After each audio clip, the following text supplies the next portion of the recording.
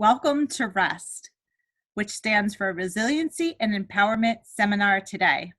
I am your host, Susan Gans, and I am the founder of Gans Strategic Solutions, where we operate at the intersection of business and human behavior. This show is about hearing from leaders of small and mid-sized businesses, heads of nonprofits, and other community leaders to be inspired by their professional journeys, their organization's missions, and how they're being resilient, especially during these challenging times. Today, I'm so excited to bring to you Wanda Brown. Wanda is a fellow Wharton grad like myself, and she defines herself as a wife, mother of two, and a successful business executive. She has battled cancer twice in 5 years, so she can teach us a lot about resilience. Through the process of fighting for her own life, she has learned that both the challenges and the importance of resting, and she has a different definition of rest, so we'll hear that, on the right thoughts to successfully go through adversities in our health, in our families, and in our daily life. She is a speaker and coach who conducts courses to teach women how to rest in a way that reduces anxiety and fear and helps them live a life of their dreams. Welcome to our show, Wanda. Oh, thank you so much, Susan. I am so glad to be here. Honored to just be here in this conversation with you. Thank you. I'm so glad to have you and dive into this conversation.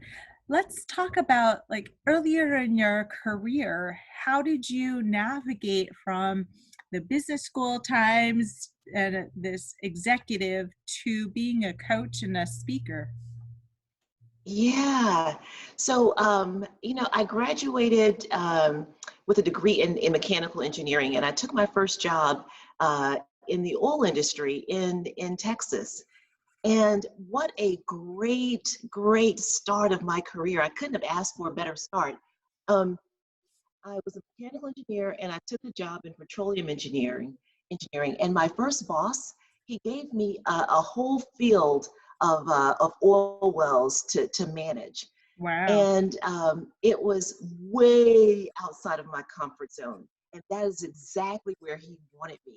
You I came into to my job from school, and I had graduated with highest honors and all of that. And this man immediately saw that, and he pushed me way beyond my comfort zone, gave me all of this responsibility, but it taught me a lesson that the answer is not within the four walls, right? There was not enough knowledge that I could read about and study about in order to learn how to do my job. I had to get out there, practice, fail, build relationships, and I learned to ask really great questions. So what a great start. The man's name was Lance. And Lance, if you're listening to this some kind of way, thank you. That was an awesome experience. And so the idea of getting out and talking to people, and that the job is really sort of 20% of the technical and 80% of relationship. That was kind of the first lesson I learned. And then I left there and I went to work in manufacturing. And that was an awesome job as well. And I took that lesson from the first job in terms of relationships. And what I learned in the next job was mentoring and what mentoring really meant. And I began to set up these little, like, 20-minute conversations with executives. And it opened my eyes to business. And that's when I began to make the transition from engineering to more of the business side. And then that led into going to Wharton and taking my first job out of Wharton. Once I graduated, I worked for a large consulting firm. And Susan, that's when I learned about sponsorship. I had an awesome mentor and sponsor. His name was Bill Copacino. He's no longer with us now, but Bill showed me what sponsorship looked like.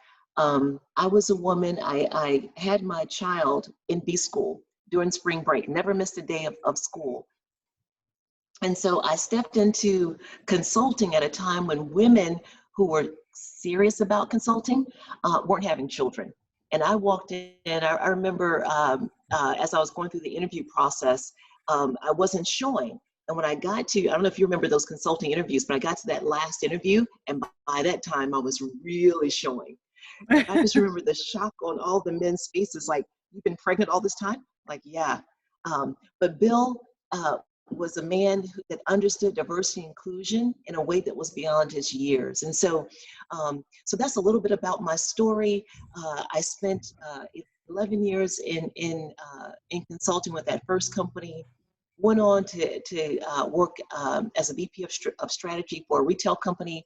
Worked with an amazing CAO. Her name is Lauren, and she taught me about the brilliance of transparency in working with your people. And so, again, starting from college and graduating and then just coming through my career, I'm just so grateful that each job that I've had has just added to the lessons that I learned along the way. And I'm grateful for my experiences. Yes, there's so much in your story that I'm curious about. First, let's talk about the relationship building because that was foundational in your first job that you seem to build on in each successive opportunity. So, can you talk about sort of your best practices in developing relationships, and especially when you're an outsider in the consulting realm and you're coming into a company, how you gain that acceptance? Yeah. So I want to take you back to my first job and how I learned about relationships in a really strong, powerful way. So here I am. I'm the engineer in charge, but the way that the model worked was I had a partner who was out in the oil patch, right, in Denver City, Texas, small town in Texas. And I remember one day, this man, much older than I was. Again, I'm this person coming out of college, telling him what to do, right? And I remember one day I came in, and my practice had been, you come in every day, you look at the reports. It tells you how many barrels of oil your field produced overnight. Like, you just track it every day. And I remember one day I came in, and Susan, it looked like someone had turned off the spigot for my oil field, right? And I was like, oh my God, I'm not producing any oil. That's a really big deal. And turns out he had cut off the water, so to speak, in my oil field to get my attention. He said, you weren't listening to me, and I wanted to get your attention. And obviously, it wasn't just me. This man had been trying to get people's attention a long time. But I got on a plane that day, couldn't waste any time, right? I got on the field that day, flew out there and had a conversation and just drove around and just really, really listened to him. And so that has been a lesson that I've learned all along the way, the ability to listen to people and, like, not come in with my own agenda. But I think when people understand that, just in that space, I'm like intentionally trying to understand what your problems are from your frame of reference. Yes. That has been just a style of listening that I brought to every engagement, every conversation. And that has made a difference for me in terms of building relationships. Absolutely. It's the simple art of listening. I think you and I were ahead of our times because I remember early on in my career before Wharton, I was a banker doing commercial lending. And it's interesting because I was embraced at that time. They're like, oh, you're a psychology major? We could really use you around here. And I always used to say when people said, well, what are some distinguishing factors about you? I always pointed to the listening. And now I think that's really so key and more accepted. Like, yes, it is very important to see something from other, it was something you said so beautifully, others' frames of reference, not your lens, Yeah. but somebody else's lens. And that gives you also the empathy, I would imagine. And Yeah. you had some amazing mentors and sponsors along the way. Can you give us some insights into ways that people can engage mentors and sponsors at different stages of their careers? Yeah. So very early on, I really didn't have any concept of what a mentor was. I think for me, probably in my first job, the closest thing to a mentor was my direct boss, right? And my colleagues.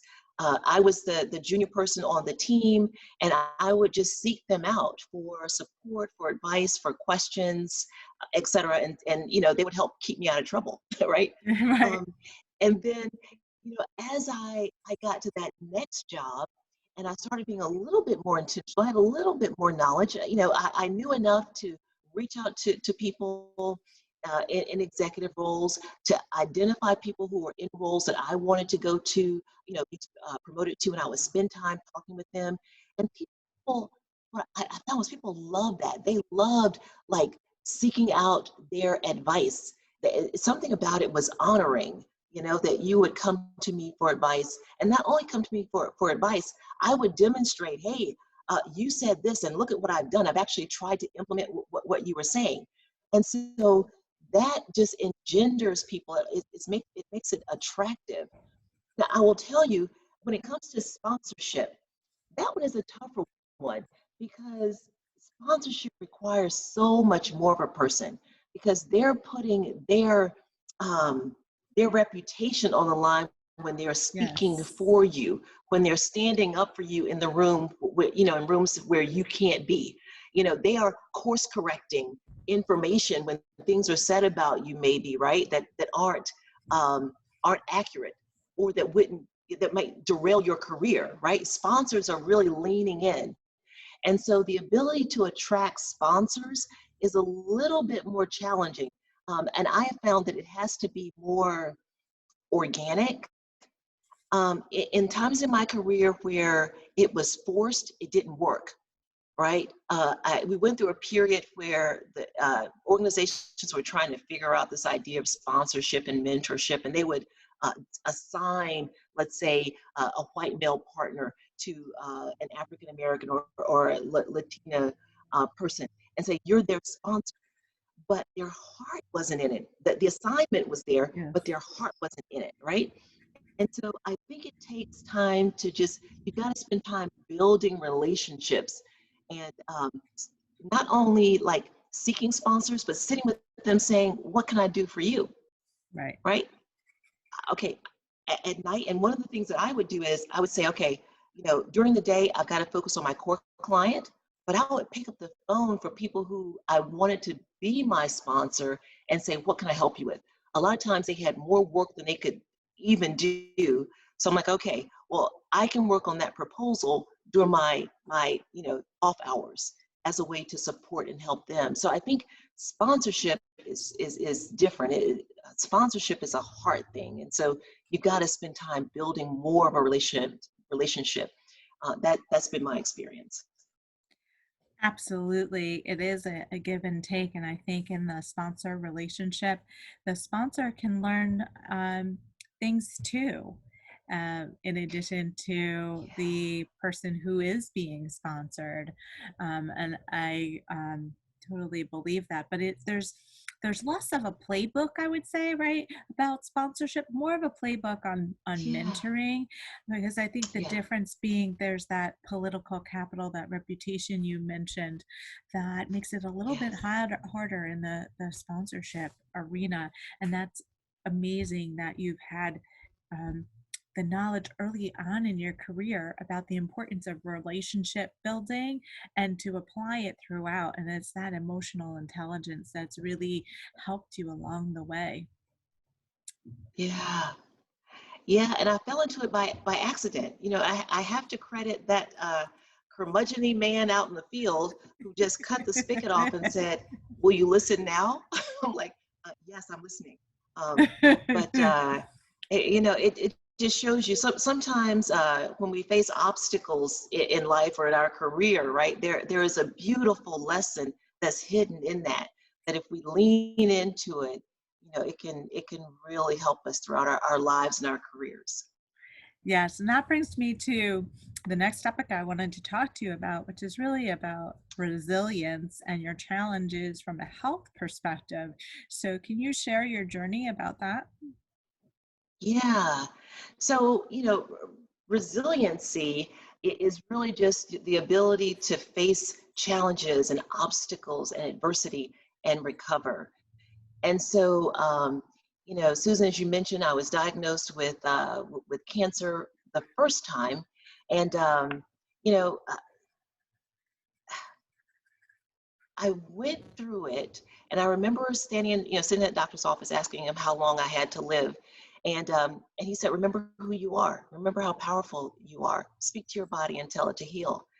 And so, in times like those, and so I know some of the people that are listening haven't been through cancer, right? But you've been through something that surprised you, and it surprised you to the point where it struck you at your core, and you had a choice between whether or not you would react or respond. And what my doctor was telling me in that moment is you must respond. Don't just react, because people who react will sit back and wait for things to happen, or or they don't exercise their power in the moment. But he was basically telling me, I know it feels powerless because this thing has happened to you, but that if you sit back, you can actually respond, and respond by speaking, respond by having the right words and thoughts as you go through. And it's in that ability to respond, I think, that we demonstrate resilience. And so I know that was certainly the case for me. Yes, and I often find in talking with people about this topic that it's this inner power that people tap into, their inner selves, and this inner strength that brings out that resiliency. And it's a mindset, and you had decisions to make, and you took the doctor up on responding, right? Yes. And I Yeah, just we are not weak, and that's what, and I say that we as women have to remember, right, that we are not weak, like that things will happen. That's just life. It's part of the human experience, the human contract. Uh, but we have to be willing to see those things that we can control and take power over those. absolutely. And so, talk to me, because this is very related to empowerment. So, what does empowerment mean to you? How do you empower yourself? How do you empower others? Yeah. So I don't know if my answer will be popular, but empowerment is all about other people giving you authority. So if I think about someone empowering me, or me empowering someone else, is about me giving them power and authority. And I think what you're seeing in the world right now, what I know you're seeing in the world, is people are starting to empower themselves. They're looking at life and saying, I don't have to wait for people to give me permission. That there's a saying that I really love. It's kind of cute. It just says, people who complain are under the illusion that someone else is in charge, right? I love that, because, it's kind of like the Wizard of Oz. We all think that there's some big thing back there, and we're waiting for it to give us guidance and permission. And being flat, we already have permission. We have permission to use our voice. We have permission to use whatever influence we have. And so I would say, it's time for us to really, as women, empower ourselves, let our voices be heard. When we're in that boardroom, we don't have to wait to speak. Our ability, and what I found is my ability and my willingness to use my voice opens the door for other women who will come after me. And I think we have to exercise our own empowerment. And I am, as much as I am um, kind of hurt and concerned about what's happening in the world right now, I'm also like encouraged, because people are stepping up in their own power, in their own voices, wherever they are, regardless of age, regardless of race. And we're saying, we won't stand for this injustice anymore. We are empowering ourselves to make a difference. And so that's what I think about empowerment. I don't know what your other guests have said, but that's what I think about empowerment. That's so inspiring, right? And I think it's reminding people of decisions that they can make that gives them back their power, right? So they have decisions over lots of things, how they frame something, what Yes. food they eat, what clothes they wear, whether they exercise or not, how much sleep they get, it can go on and on. um yes, I agree with you. It's the power within that empowers. And I love that you say you don't have to wait for somebody to give permission, just give it to yourselves. So Yes. I love that. Yes. So tell us when, you know, my father was diagnosed with stage 4 pancreatic cancer. So I remember that first shock. It was right after my first daughter was born. And so you get that, and you're it's sort of like you have to I found myself like trying to process like what does that mean. So for you, when you get that diagnosis and then you battled it twice and you are victorious, what is it like receiving a message like that, and how does your perspective then shift? Yeah, that's an awesome question. I will say I was in different places at different times.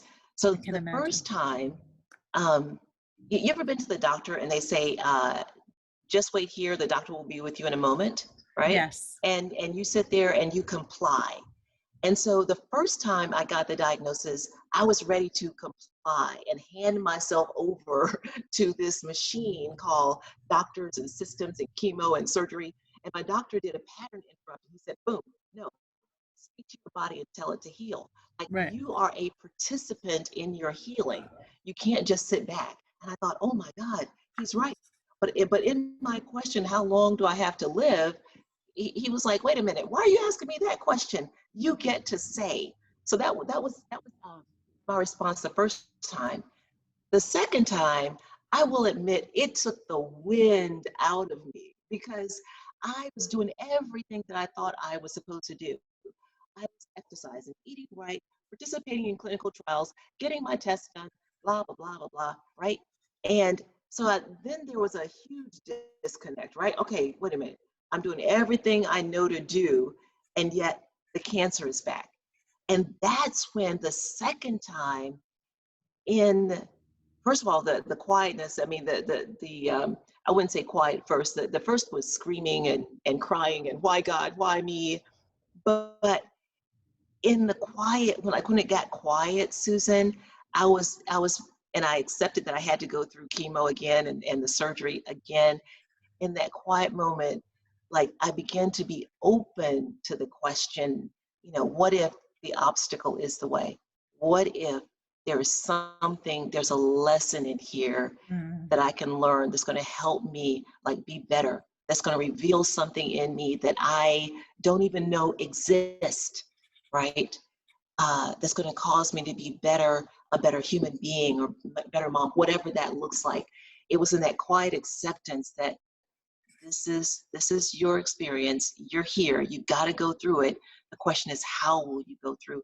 Who will you be in that disappointment when there's that disconnect between what I've been working so hard for and the way life shows up?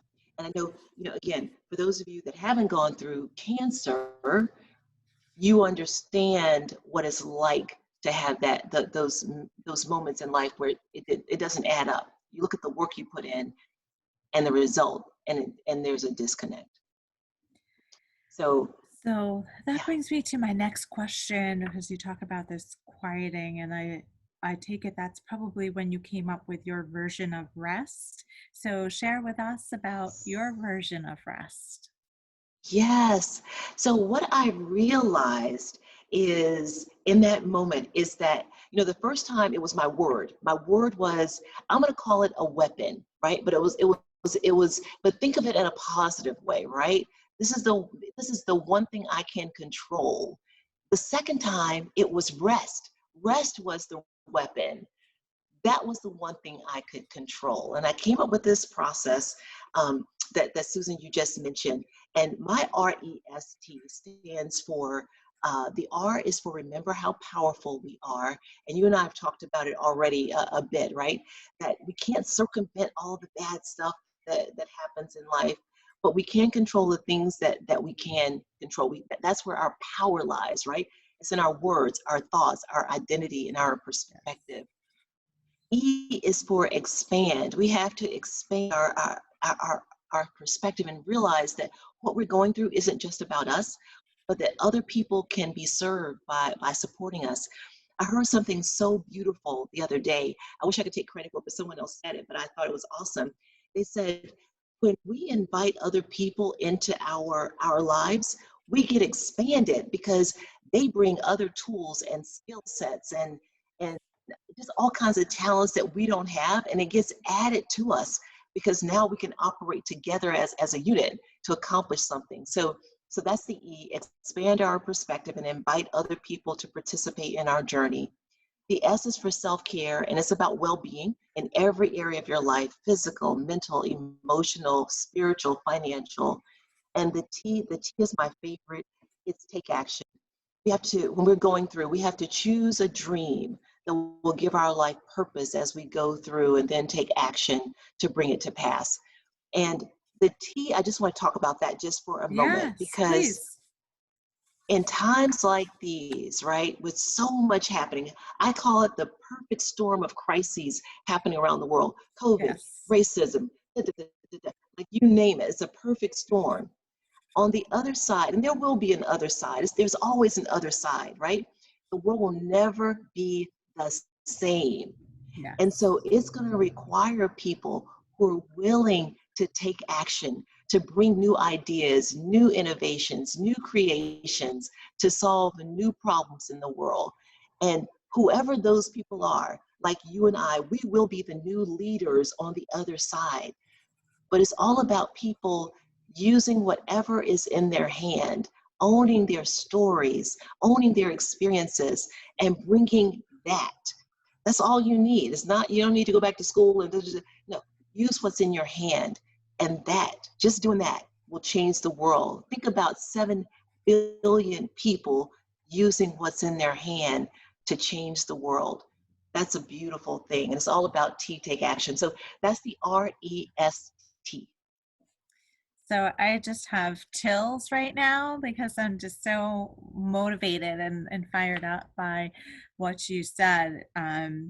It's like everybody has their own superpower, so to speak, and they just have to Yes. use it, use what they have, and not rely on any other magical thing. They are the magic. Um, Yes. Oh, I love, okay, that's a t-shirt.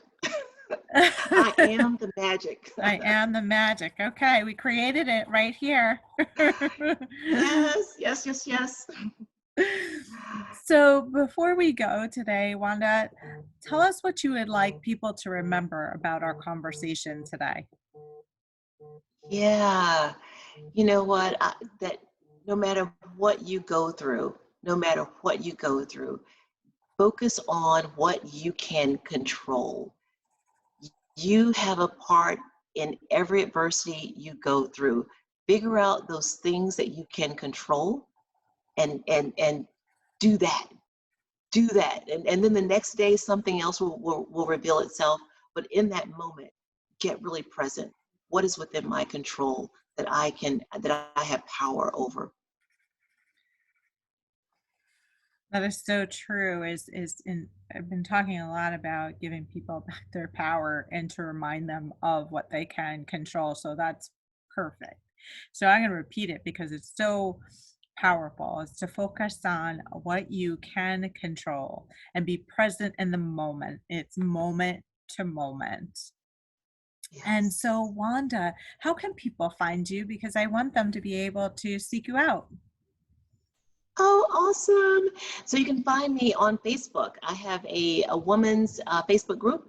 It's called Pain to Power Women's Group. Um, you can find me on Instagram at Color to Cure. Also, my website, color2cure.com. And for those of you that might be interested, I have a 5-day challenge called Pain to Profit, the Pain to Profit Challenge. And literally it's paintoprofitchallenge.com. And it's all about helping women discover what is in their hands right now that they can take to the world and make a difference. That is so beautiful, Wanda. So I'm going to repeat this. So Facebook, Pain to Power Women's Group.